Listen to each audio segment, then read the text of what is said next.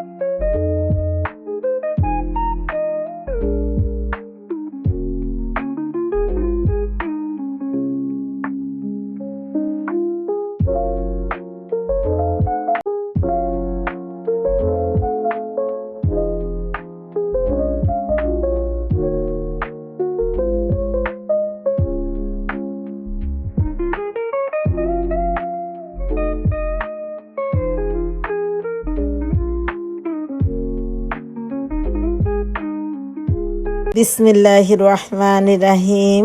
আসসালামু আলাইকুম everyone, welcome back to my channel Rosy simple lifestyle blogs. আশা করি আল্লাহর রহমতে সবাই ভালো আছেন। আলহামদুলিল্লাহ, আমরাও ভালো আছি। নতুন একটি ফ্যামিলি ব্লগ দেখার জন্য সবাইকে স্বাগত জানাই। ইনশাল্লাহ ভালো লাগবে। আর মায়ের রমজানের শুভেচ্ছা জানিয়ে এখন 11টা বাজে, তো তখন থেকে ভিডিওটা শুরু করে দিলাম। আমার হাজব্যান্ড কিছু টমেটো এনেছিল, তারপরে লেবু এনেছিল। যেহেতু রোজার মাস সেহেতু একটু এই যে টমেটো তারপর লেবু এগুলো খেতে অনেক ভালো লাগে। আর ভেবেছি সস দিব ইনশাল্লাহ, তাই নিয়ে আসা। তো এর ভিতর থেকে যে একটু নরম কিংবা একটু ড্যামেজ যে টমেটো আছে ওগুলো একটু বেছে আলাদা করে রাখছি, কারণ পচার সাথে ভালো টমেটো রাখলে ভালোগুলো নষ্ট হয়ে যাবে, পচে যাবে। তো আপনারা ওইভাবে রাখবেন, দেখবেন অনেক দিন টমেটো ভালো থাকে। এরকম টমেটো বলেন, আলু বলেন, পচা পচা যেগুলো আছে এগুলো আলাদাভাবে রেখে খেয়ে ফেলবেন, তাহলে দেখবেন টমেটো আলু এগুলো সব অনেক দিন ভালো যাবে, সহজে নষ্ট হবে না। তো এই যে কিছু লেবু এনেছে, তো এগুলো এবার একটু গুছিয়ে রাখছি। তো আপুরা কে কেমন রমজান কাটাচ্ছেন ইচ্ছে করলে কমেন্টসে জানাতে পারেন। আলহামদুলিল্লাহ, কীভাবে যে মানে এই রমজান চলে যাচ্ছে, কেটে যাচ্ছে বুঝতেও পারছি না। দেখতে দেখতে অনেকগুলো রমজান আমাদেরকে ছেড়ে চলে গেল। রহমত বরকতের মাগফিরাতের মাস চলে যাচ্ছে, মায়াও লাগছে আবার। তো যাই হোক, জানি না আল্লাহ রাব্বুল আলামিন নেক্সট ইয়ারে এই রমজান পাবো কি না সেটাও আবার চিন্তা করি। তো লেবুগুলো অনেক তাজা তাজা ছিল, আর লেবুর দাম যে বাড়া বেড়েছে, তো এই কারণে আর কি অনেকগুলো একসাথে এনে রাখছে। তো আমি এখানে আবার এই যে সয়াবিন তেল রিফিল করছি, কারণ হচ্ছে ভাজা পোড়া তৈরি করতে হয়। তো এই পর্যন্ত 10 রোজা পর্যন্ত 5 লিটার শেষ হয়ে গেছে, তো আবার নতুন করে এনেছে, তো আমি আবার রিফিল করে রাখছি। তো এই যে এখানে 3টা বোতলে আমি রিফিল করে রাখলাম, তাতে কি হয় তেলটা রিফিল থাকলে আর টেনশন থাকে না রান্নার।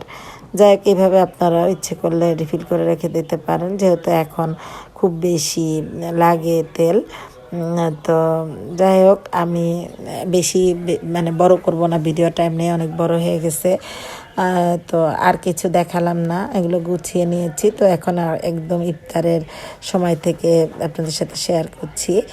ভিতরে নামাজ পড়েছি, তারপর মেয়েকে খাইয়েছি, যত এই যে ইফতার তৈরি করে ফেলেছি। এখন সবাই মিলে ইফতার করব। তো এই রমজান মাসে দেখবেন কোনো কিছু খেতে ভালো লাগে না, বিশেষ করে আমি আমারটাই বলি, মনে হয় কী খাবো এমন মনে হয়, কিন্তু খাওয়ার সময় কিছুই মনে হয় না ভালো লাগে। আর রহমতের মাস মনে হয় সব কিছু থেকেই যায় তরকারি রান্না করলে। তাই ভাবলাম যে যাকে একটু খিচুড়ি রান্না করে নিই আর গরুর মাংস রান্না করে নিই, এটা মুখে যদি ভালো লাগে। তো যে সময়ের অভাবে তাড়াতাড়ি করে হাতে মাখানো খিচুড়িটা রান্না করেছি, সেই রেসিপিটা আজকে আপনাদের সাথে সাথে শেয়ার করব। এক্সিলেন্ট একটা খিচুড়ি, একদম অল্প সময় লাগে, ভুনাভুনির ঝামেলা ছাড়া একদম হাতে মাখানো খিচুড়িটা কিন্তু বেশ মজা হয়েছিল। তো এই যে গরুর মাংস রান্না করে নিচ্ছি, গরুর মাংসটা খেতে অনেক মজা হয়েছিল। যেহেতু ইবাদতের মাস সেহেতু একদম ঝামেলা ছাড়া এইভাবে হাতে মাখানো খিচুড়ি রান্না করে নিতে পারেন, একদম সময় কম লাগে। তো এখানে আমি মসুর ডাল, তারপর মুগ ডাল আর পোলা চাল ধুয়ে নিয়েছি, আগেই দেখলেন। দারচিনি, এলাচ, লং, তেজপাতা দিয়েছি।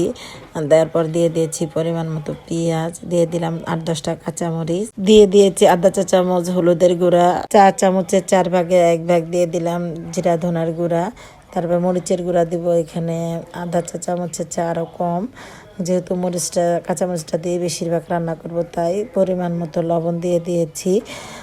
দিয়ে তারপরে এখন যে একটু টমেটো পিউরি আসছিল, মানে পিউরি ছিল একটু, তো ওইটাই দিয়ে দিলাম। কালারটা অনেক সুন্দর আসবে সেজন্য দিয়ে দিব এখানে 1 টেবিল চামচ বিরিয়ানি মশলা। আর এই বিরিয়ানি মশলা খিচুড়িটার মানে ঘ্রাণটা এনে দিবে সুন্দর, খেতেও অনেক মজা লাগবে। দিয়ে দিব এখানে পরিমাণ মতো তেল। এখানে আমি যে পেঁয়াজ বেগুনি ভাজার যে তেলটা ওইটাই দিয়ে দিয়েছি, যেন একটু কালার এরকম লাগলো। তো আমি দিয়ে এখন হাত আর মাখাবো না, আমার কেন যেন হাত দিয়ে মাখাতে বিরক্ত লাগে, তাই আমি এই যে খুন্তিটা দিয়ে সুন্দরভাবে মাখিয়ে নেব। নিয়ে পরিমাণ মতো পানি দিয়ে দিব। তো এখানে ডাল চাল মিলে 3 পাওয়া হয়েছে, তো এর ডাবল পানি দিয়ে দিব। তো এখানে আমি গরম পানি আগেই করে রেখেছিলাম, সেই পানিটাই দিয়ে দিলাম। এখন চুলাটা বাড়িয়ে একদম বলক তুলে নিব, নিয়ে আস্তে আস্তে রান্না করে নিব।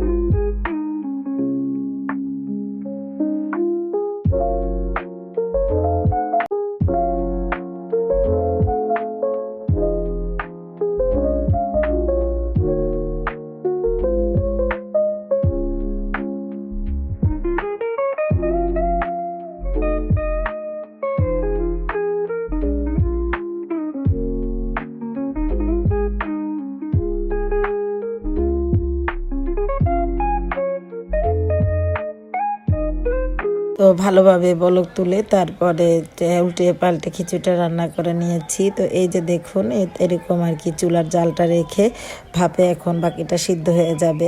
এক্সিলেন্ট একটা খিচুড়ি হয়েছিল। তো এই যে দেখুন আমি নেড়ে চেড়ে দিলে বোঝা যাবে যে এটা একদম পারফেক্ট, একদম শুকনা শুকনা হয়েছে, শুকনাও হয়েছে, খেতেও সিদ্ধ হয়েছে, খেতে অনেক মজা হয়েছে। তো আজকের এই যে খিচুড়ি রেসিপিটা আপনাদের কেমন লাগলো একটু কমেন্টস করে জানাবেন। আর ভিডিওর এই প্রান্তে যারা এসেছেন প্লিজ একটা লাইক দিয়ে দিবেন, তাহলে আমি খুব খুশি হব আর কি। যাই হোক, আমি যার ভিডিওটা দেখি কিন্তু তার পুরো ওয়াচ করেই দেখি, যত বড়ই ভিডিও হোক। আর আপনারাও ইনশাল্লাহ আমার ভিডিও সেভাবেই দেখবেন আশা করি। তো সবাইকে পবিত্র রমজানের শুভেচ্ছা আবারও জানাই। তো আমার চ্যানেলে যারা নতুন এসেছেন প্লিজ যদি একটু ভালো লাগে একটা আমার চ্যানেলটাকে সাবস্ক্রাইব করতে পারেন, আমার পাশে থাকতে পারেন। ইনশাল্লাহ নিয়ম মেনে আমিও আপনাদের কাছে চলে যাব। তো সবাই ভালো থাকবেন, 5 ওয়াক্ত নামাজ পড়বেন, কোরআন শরীফ পড়বেন, সবাই সবার জন্য দোয়া করবেন। আল্লাহ হাফেজ, আসসালামু আলাইকুম।